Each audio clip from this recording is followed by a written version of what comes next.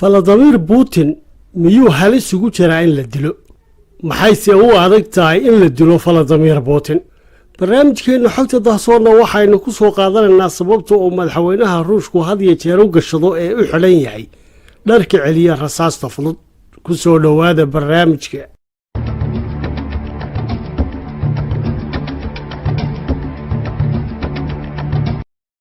Mr. Dima Voribov agaasimihii hore ee hay'adda propagandada ee dalka Ruushka oo ka hadlay haddii uu Vladimir halis ugu jiro in la dilo iyo in kale ayaa waxa uu sheegay in hogaamiye kasta oo Ruushka uu halis sare ugu jiro in la dilo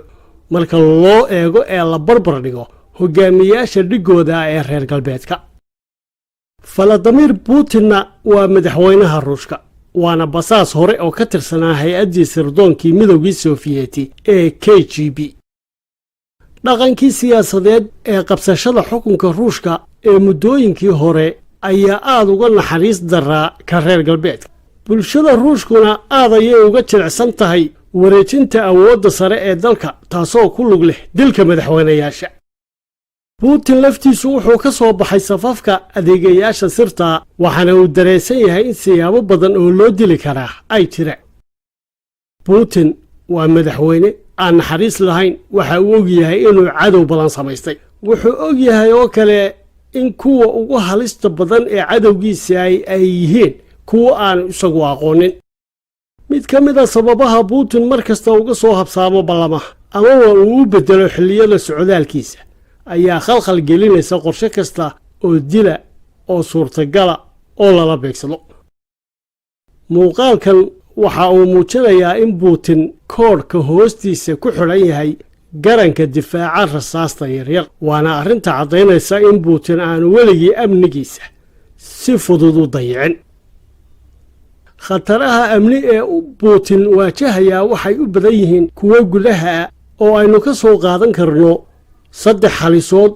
oo kala ah khatarta amni ee kaga iman karta eheladii iyo taageerayaashii siyaasiyiintii badnaa ee mucaaradka ahaa ee uu ama sumeeyey ama si kale oo dadban u dilay talabaad oo ah kiniisadda ortodokska ee dalka Ruushka oo saameyn ku leh go'aan qaadashada siyaasadeed ee dalkaasi oo iyaduna ka soo horjeeda Putin intii muddo ahaydna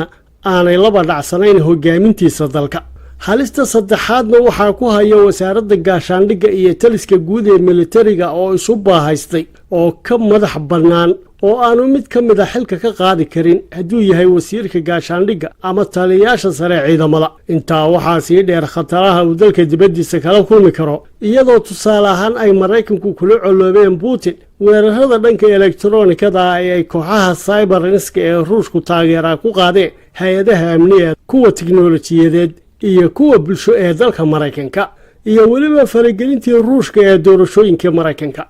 waxa kale oo dibadda uu kala kulmi karaa khataro kaga iman kara kooxaha hubaysan ee Suuriya jasiiradda Crimea iyo Chechnya